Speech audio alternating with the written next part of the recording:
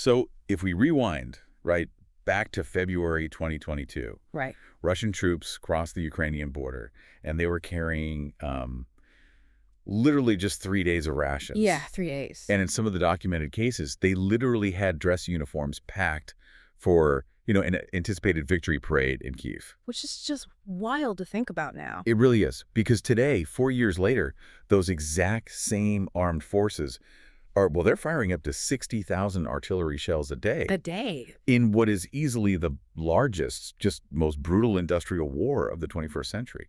So, what happened? Well, I mean, we are looking at a complete, just total inversion of military reality from those early days. Right. The initial assumption, of this fragile Ukrainian state just collapsing upon impact, that has morphed into this grim, just grinding war of attrition. Yeah. And honestly, it has fundamentally exposed the limitations of modern Western military doctrine when it's actually confronted with a fully mobilized industrial-scale adversary. And for those of you listening at home, just check your calendars right now. Yeah, look at the date. It is Wednesday, April 1st, 2026. Exactly. That is exactly 1,497 days since the Russian special military operation began on February 24th, 2022. Almost 1,500 days. Right, we're staring down the barrel of 1,500 days of just continuous high-intensity conflict. It's 4 years, 1 month, and 8 days, to be exact. And the geopolitical landscape has been, completely re-architected in that time frame. Which honestly makes the title of today's deep dive feel deeply, darkly ironic. Yeah, the title is something else. We titled this one, April's Fool in Ukraine. Putin has been kicked back. Western democracy is safe. Right. And that is a literal April Fool's joke. A very grim one. Because when you look at the massive stack of analysis we've pulled for today, the geopolitical forecasts, the raw battlefield reports, all the economic data from the last few weeks of spring 2026. The picture is incredibly sobering. It really is. We are not looking at some neat, wrapped-up victory where everyone goes home and the borders just snap back to 1991. Not at all. We are looking at a fractured map, a totally depleted military force, and a level of global escalation that, frankly, it feels distinctly like walking on a tightrope over a very long drop. I think that's the perfect way to put it. Yeah. The contrast between the public relations narrative we hear and the actual operational reality on the ground, it's widened into a total chasm at this point. Right. And our goal today is to bridge that gap for you. We are going to objectively unpack the mechanics of this conflict. Because we have to look at the structural root causes, right? This didn't just start in a vacuum in 2022. Exactly. We'll examine the granular reality of the battlefield right now, explore the highly probable scenarios for the actual physical partition of Ukraine. Which is a heavy topic. It is. And finally, we'll map out the massive ripple effects that are currently, quite literally, dismantling the post-Cold War global order. And just a quick note on the sources we're utilizing today for you guys.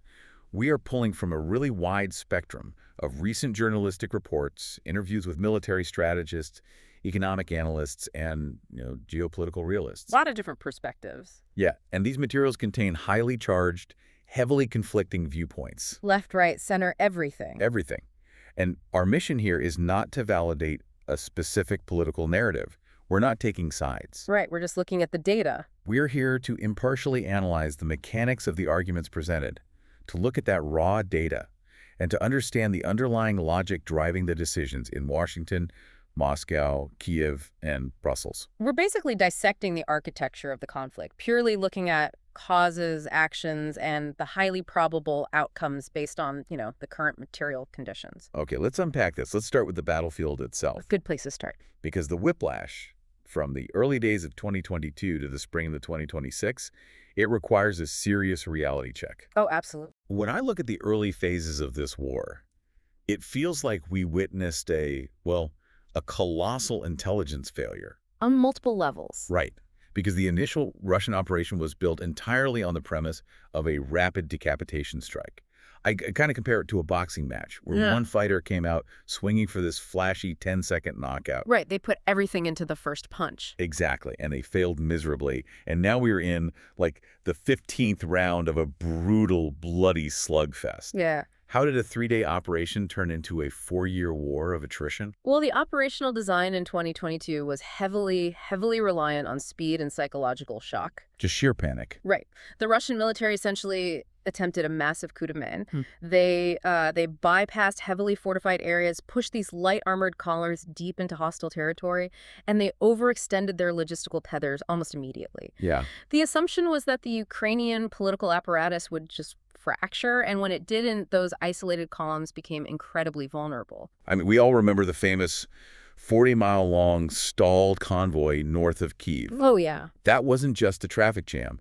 It was the physical manifestation of an army that literally had no plan B for sustained logistical support. They didn't have the fuel. They didn't have the fuel, the maintenance recovery vehicles, or the secure supply lines to maintain that posture at all. Right. They were forced into a chaotic withdrawal from the north. But, fast forward to right now, April 2026. It's a different world. It really is. The initial Ukrainian triumphs of repelling that assault have given way to a terrifying demographic and industrial reality. Yeah, the numbers are grim. We are reading reports of a Ukrainian military facing catastrophic manpower shortages, to the point where, and this is in the recent sources, drafts are allegedly targeting 16-year-old boys. The demographic math is, without a doubt, the most ruthless aspect of any war of attrition. It really is. Ukraine has suffered horrendous casualties over the last 4 years. And when you combine the KIA, the heavily wounded, the millions of citizens who have fled into Europe as refugees. Plus the massive internal displacement. Exactly. The labor pool to draw from is just critically shallow. A state can only absorb so much human loss before the units on the line lose their combat effectiveness. And the compounding factor there is the shift in how the war is actually being fought. Right. The narrative often focuses on these, dynamic, sweeping maneuvers on a map. But what the analysts are detailing now is a pivot to sheer, unadulterated industrial warfare. Pure attrition. Right. I was looking at the artillery production numbers in the reports, and it completely changed my framework. We shouldn't be thinking of this as a boxing match anymore, or even really a meat grinder. No, it's different. It functions much more like a hydraulic press. A hydraulic press. That's a great way to describe it. Yeah, it's slow, it's mathematically predictable, and once it is calibrated, you cannot stop it with mere infantry maneuvers. That hydraulic press analogy is highly accurate for the current Russian methodology. What's fascinating here is how the Russian military bureaucracy adapted. Right. They completely abandoned the vulnerable, fast-moving armored columns of 2022. They adapted, unburdened by some of the political obstacles facing Western production. How so? Well, they have integrated highly sophisticated ISR, that's intelligence, surveillance, and reconnaissance. Right, the drone complexes. Exactly. Drone networks integrated with massive, centralized artillery fires. So explain the mechanism of that integration for us. How does that actually look on the line of contact right now? It basically creates a closed loop of destruction.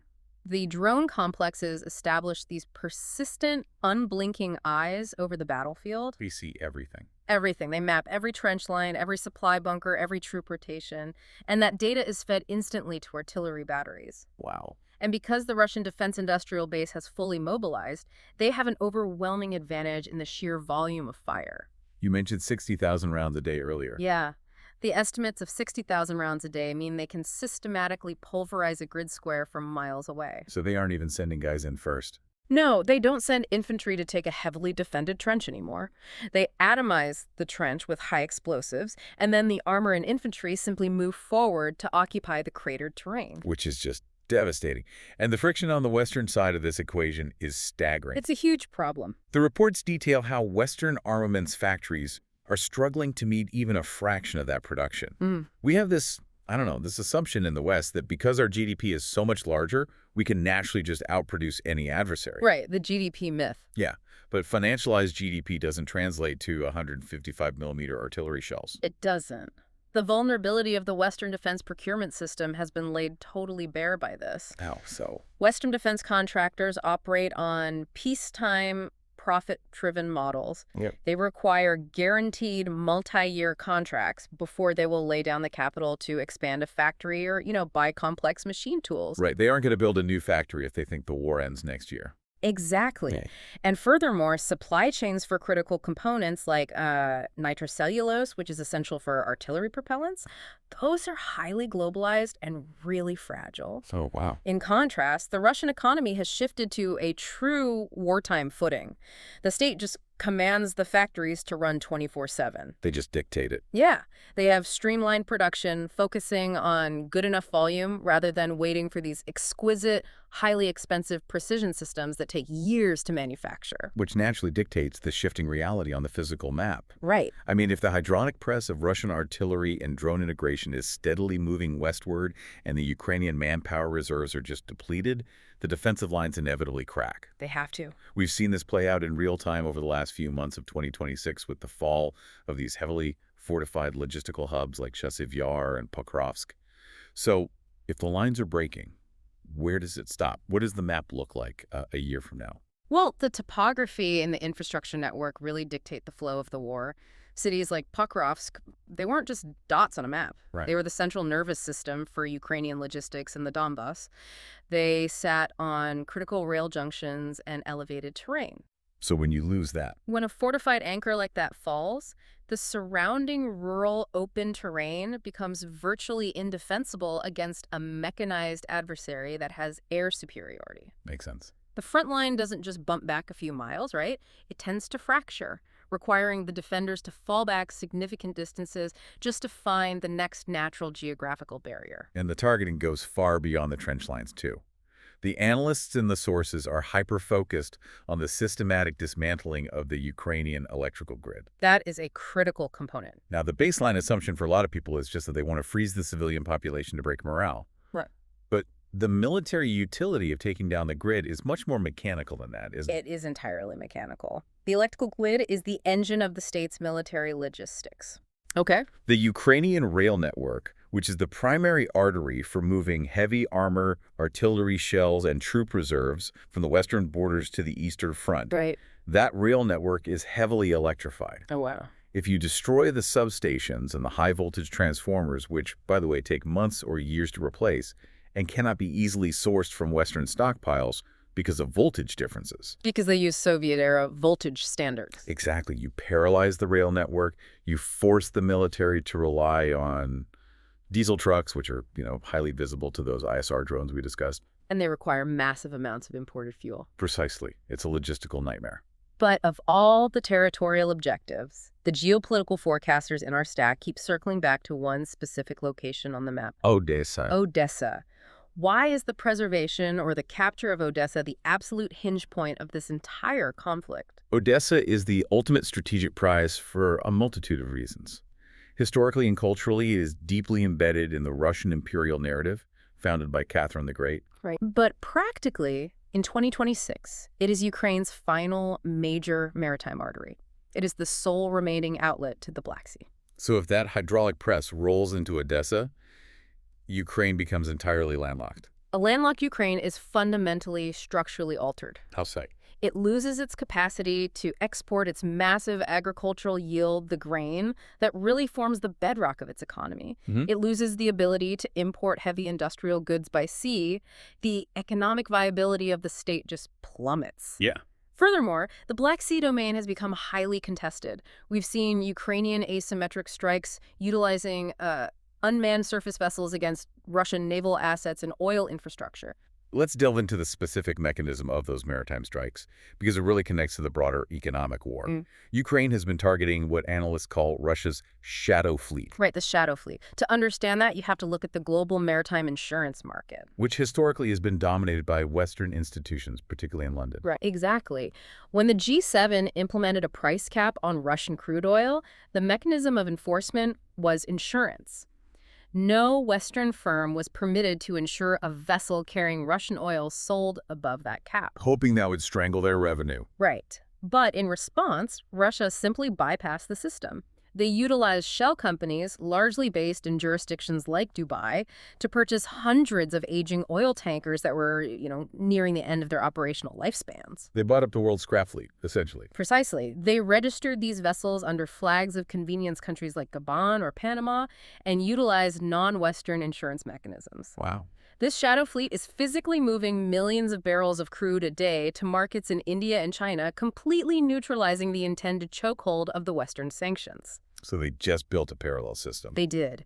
And when Ukrainian forces attempt to strike this infrastructure, it provokes massive, disproportionate retaliatory strikes from Moscow, with explicit threats to completely sever Ukraine's access to the coast if those economic lifelines are threatened. Which brings us to the deeply uncomfortable forecasts that these analysts are mapping out for the end of 2026 and beyond. The partition scenario. Yeah, they use the phrase controlled demolition of the Ukrainian state. It's a heavy phrase. It is.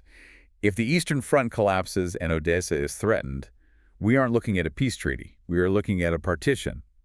And the mechanics of this partition scenario involve neighboring NATO countries in a way that is rarely discussed in mainstream headlines. The realist perspective here suggests that as the central authority in Kiev degrades under the pressure of this industrial warfare and economic collapse, a power vacuum will emerge. Right. The historical borders of this region have always been fluid. Western Ukraine, particularly regions like Lviv, has deep, centuries-old historical and cultural ties to Poland. Okay. The analysts forecast a scenario where Poland, potentially citing an unmanageable humanitarian crisis and a total state collapse on its border, moves to secure Western Ukraine. But they wouldn't frame it as an annexation, obviously. The mechanism discussed in the sources is the extension of an air defense umbrella. Correct. The diplomatic framing would likely be a stabilization or, a peacekeeping mission. Poland could extend its Patriot missile batteries and aviation assets to cover the airspace over Western Ukraine. Wow. This would effectively create a de facto safe zone, ostensibly to protect refugees and secure supply lines, but practically it would bring that territory under Polish, and by extension, Western administrative and security influence. While Russia formally annexes the industrial east and the southern coast, including Odessa, Exactly. leaving what geopolitical strategists refer to as a rump state in the center, let's define the economic reality of a rump state because it is bleak. A rump state is the geopolitical equivalent of a hollowed-out shell. It refers to a sovereign entity that has been violently stripped of its most productive assets. Right. In this scenario, the Ukrainian rump state would be landlocked, deprived of its industrial heartland in the Donbas, and cut off from its agricultural export hubs. So what's left? What remains is a territory with a decimated tax base, massive infrastructure damage, and millions of pensioners and displaced citizens relying on a state apparatus that essentially has no internal revenue generation. It becomes a permanent ward of the West, entirely dependent on continuous multi-billion-dollar injections from the IMF, the European Central Bank, and Washington just to pay municipal salaries and keep the lights on. Forever. Forever. And the internal politics of that rump state would be incredibly toxic. The analysts predict severe internal blame games in Kiev, a vicious search for scapegoats regarding who lost the war, who betrayed the soldiers on the front, and who sold out the territory to the neighbors. The resulting instability creates a highly volatile buffer zone in the center of Europe, and this is where the fatigue factor becomes critical. Western fatigue. Yes. The sources indicate that the political will in European capitals is to infinitely bankroll a dysfunctional rump state while simultaneously dealing with their own domestic inflation and the strain of hosting millions of Ukrainian refugees for 4 years now. That will is rapidly evaporating.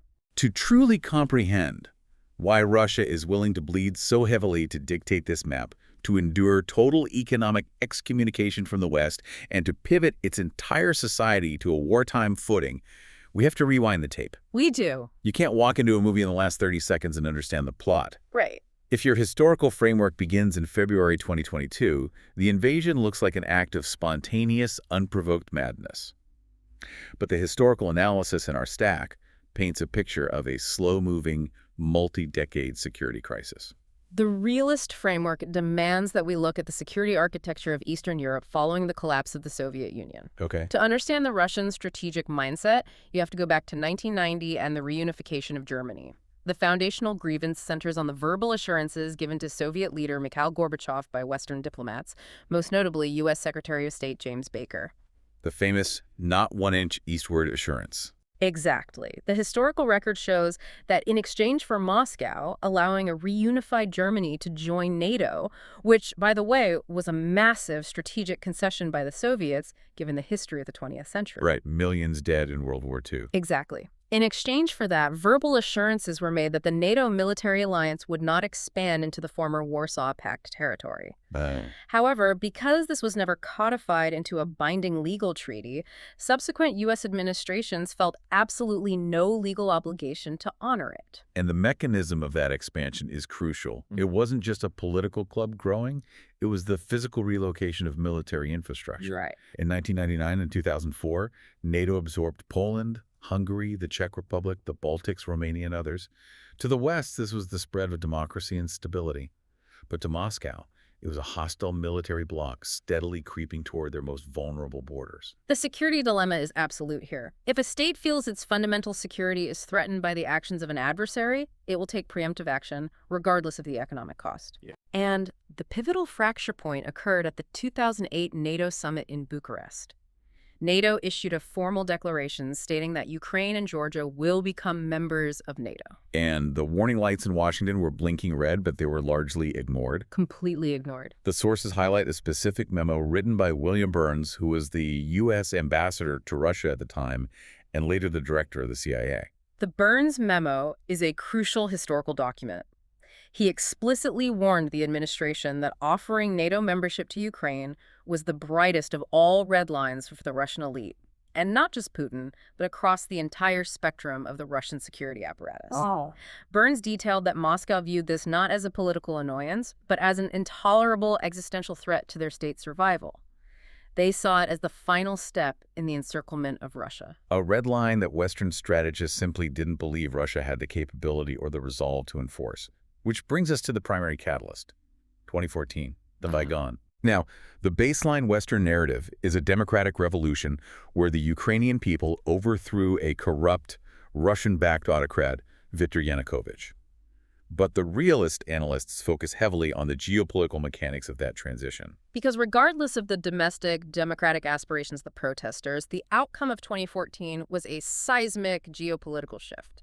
How did Moscow see it? From the Russian perspective, the United States and its European allies openly supported and facilitated the extra-constitutional overthrow of a democratically elected, neutral-to-friendly government in Kyiv, replacing it with a staunchly pro-Western, anti-Russian administration. And the immediate Russian response wasn't just ideological.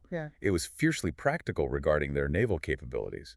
We have to talk about Sevastopol. We do. The Crimean Peninsula is home to the Sevastopol Naval Base, which is the headquarters of the Russian Black Sea Fleet. It is their primary warm water port, granting them access to the Mediterranean and the Middle East.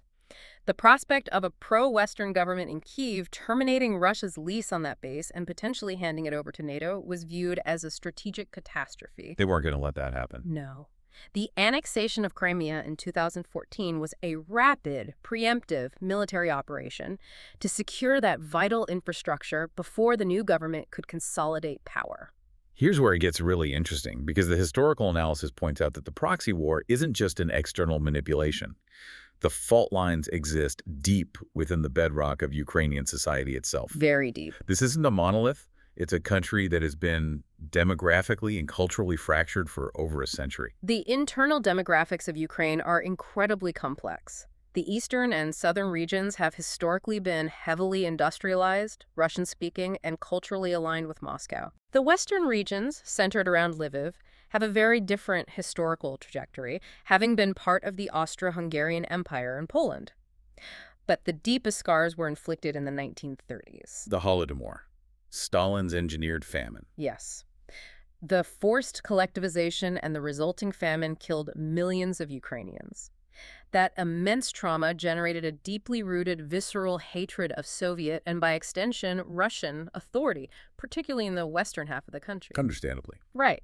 And this historical animosity manifested in highly controversial ways during the Second World War. The sources are remarkably objective about this dark chapter.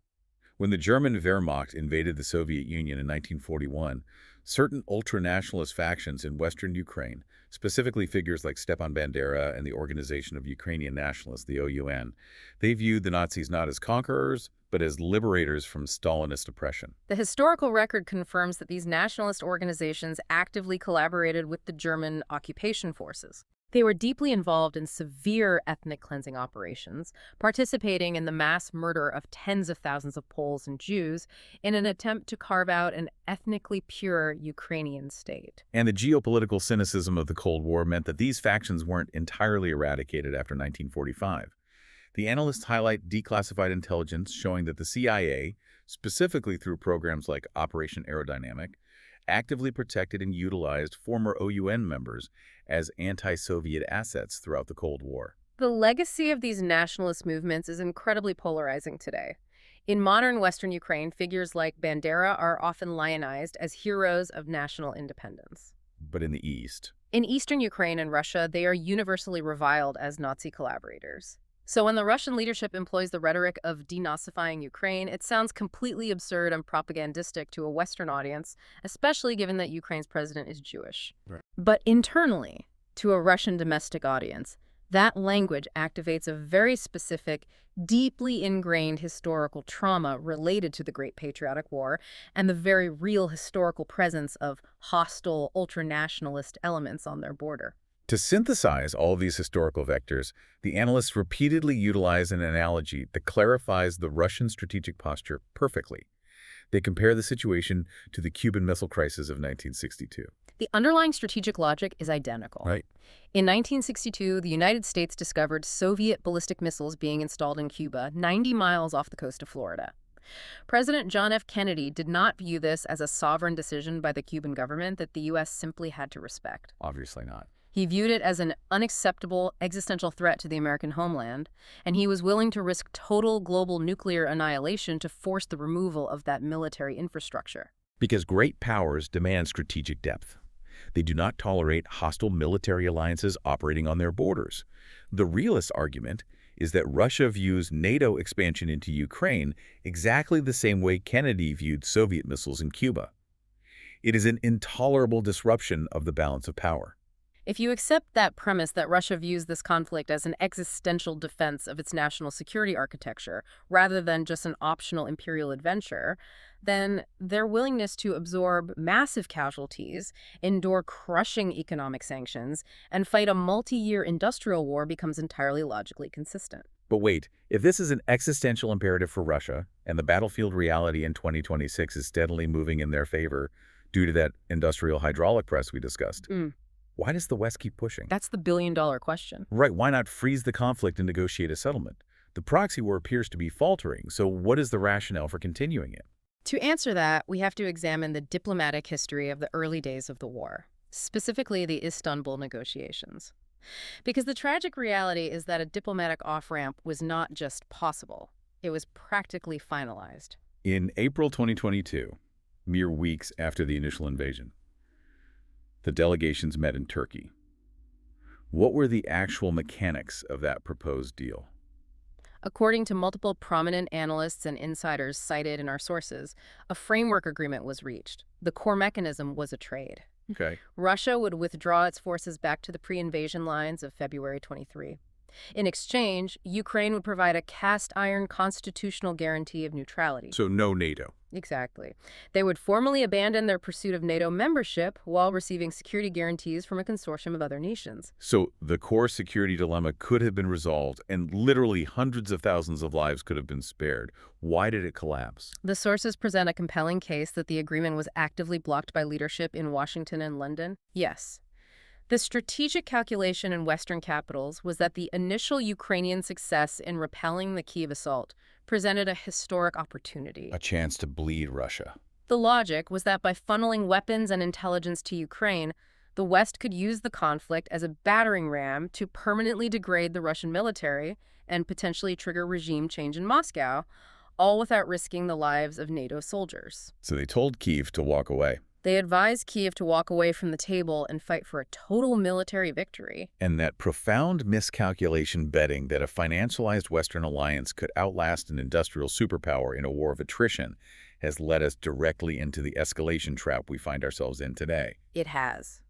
The rhetoric and the actions documented in these spring 2026 sources are terrifying. We are rapidly climbing the escalation ladder.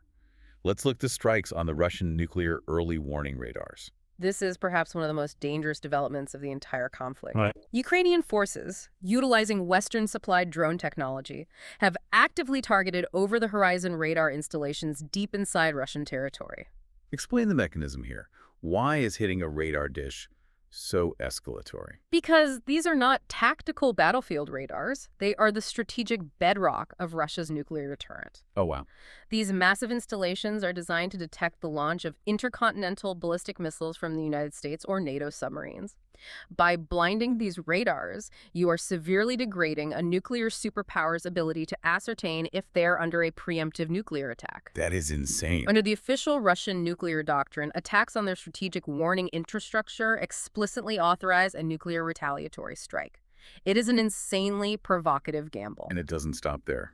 The sources detail the deployment of Western long-range missile systems, ADT-CMS, Storm Shadows being utilized to strike logistical hubs and command centers deep inside pre-2014 Russian territory. Right. And furthermore, we are seeing open, unclassified discussions from French and American political leaders about the necessity of deploying actual NATO military personnel boots on the ground to bolster the collapsing Ukrainian lines. Which introduces the psychological trap that analysts call the restraint dilemma. It's a deeply flawed feedback loop. How does that work? The Russian leadership, acutely aware of the catastrophic consequences of a direct war with NATO, has generally demonstrated a degree of strategic restraint regarding these escalations. They haven't, for example, launched cruise missiles at the Polish air bases where these Western weapons are flowing into Ukraine. But instead of viewing that restraint as a desire to contain the conflict, the neoconservative logic in Western capitals interprets it as weakness. Exactly. The operational mindset becomes, we crossed their red line regarding tanks and Putin did nothing.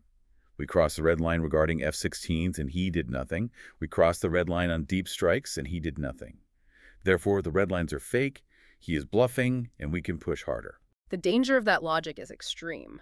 Every unpunished escalation is viewed as an invitation for a larger one, but the trap is absolute. The West will continue to push the envelope until they cross a threshold that the Russian state simply cannot absorb without losing its internal legitimacy or its core security. And then what? When that threshold is finally crossed, the retaliation will be direct, and the automatic mechanisms of NATO's Article 5 could trigger a third world war within hours.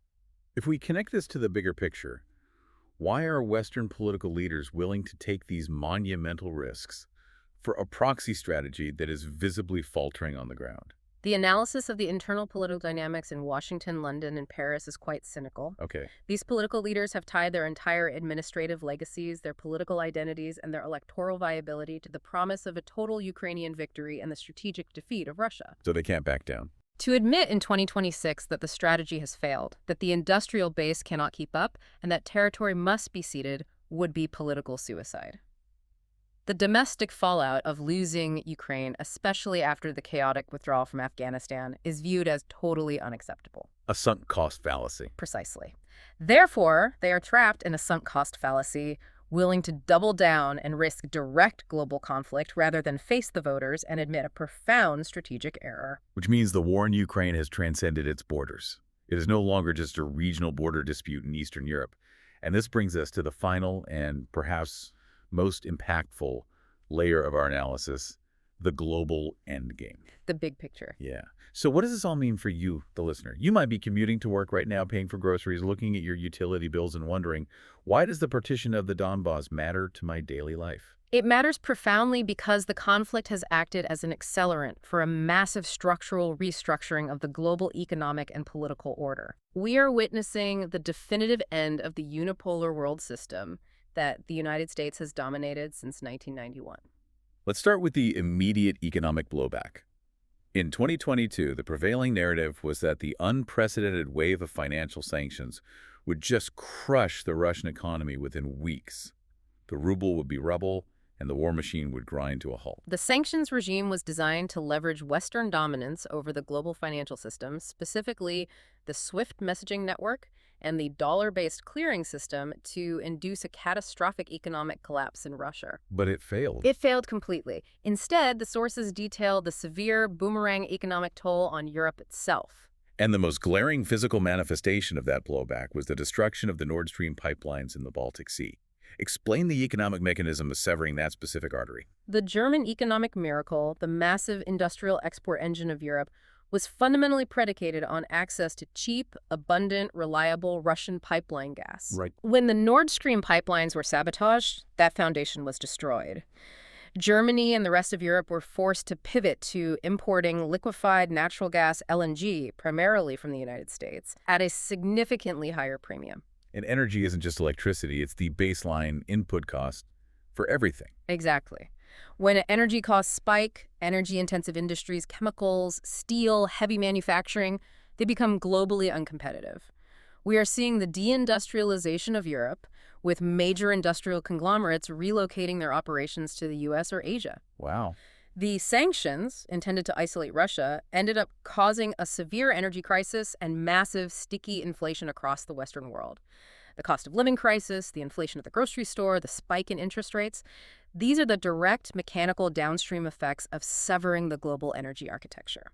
So while Europe's deindustrializing, how did Russia actually survive the economic blockade? They pivoted the orientation of their entire economy. The conflict vastly accelerated the shift toward a multipolar world. Because they had to.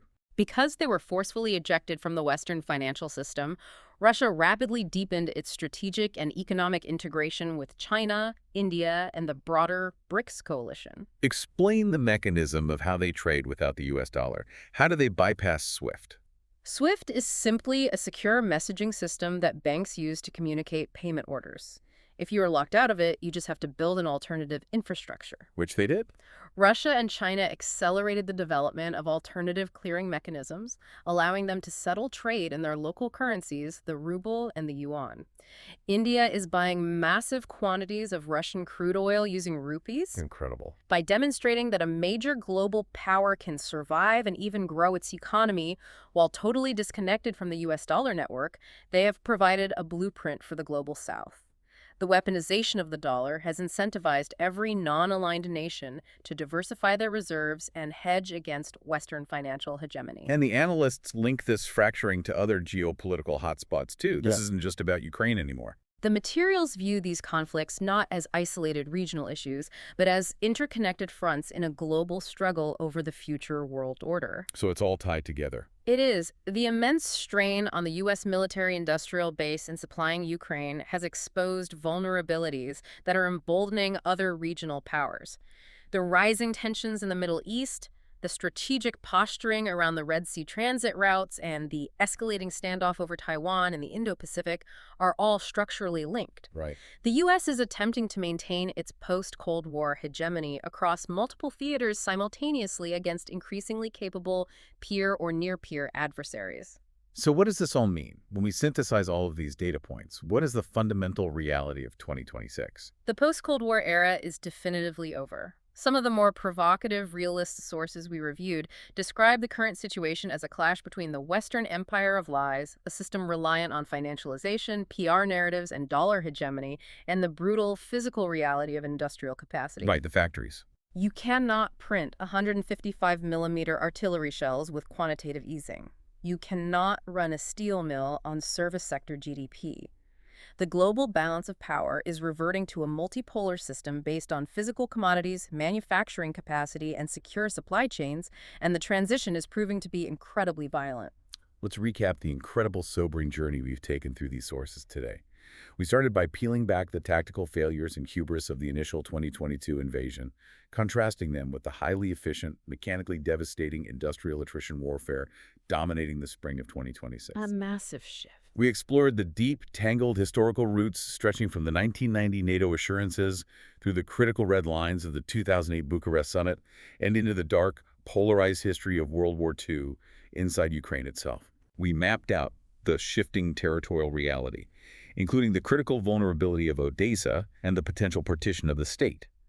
We looked at the terrifying escalation ladder that constantly threatens to pull NATO into a direct, potentially nuclear conflict. And finally, we examined how the economic blowback of this single war has shattered the unipolar world order, accelerating the rise of a multipolar system based on local currencies and industrial might. And it is vital to remember that the abstraction of geopolitics always translates into material reality. Exactly. The shifting energy markets, the restructuring of global supply chains, the inflation targeting your purchasing power, these macro forces are directly impacting your economic future, the stability of your institutions, and the physical security of the world you inhabit. The tectonic plates have shifted, and the geopolitical map is being redrawn in real time. Which leaves us with one final, deeply provocative thought to mull over, building on the underlying theme of all these sources. We spent a massive amount of analytical energy debating the Ukraine that will emerge from this war. We did. Will it be a battered, depopulated rump state? Will it be partitioned?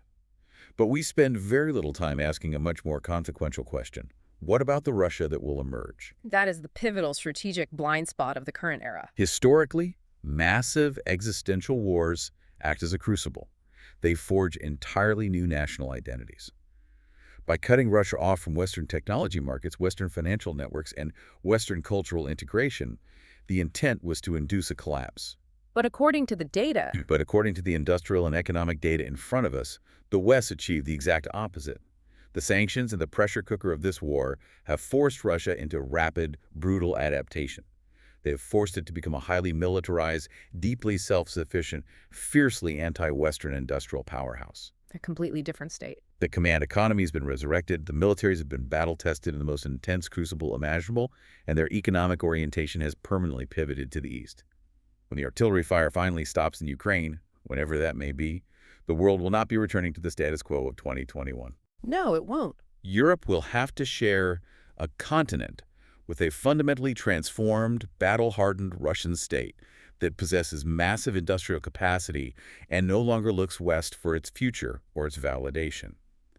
So the defining question you have to ask yourself is, how does the European Union and how does the United States architect a security framework to coexist with that reality in the decades to come? It is a question that will dictate the security architecture of the 21st century. It absolutely will. Well, we've navigated an immense amount of complex, sobering material today. We've looked at the machinery of modern conflict and the shifting tectonic plates of the global order. Thank you so much for taking this deep dive with us, for putting aside the spin, and for seeking to understand the mechanical why behind the headlines. We'll be back soon to unpack the next layer of our rapidly changing world. Until then, keep questioning the narrative, keep learning, and take care.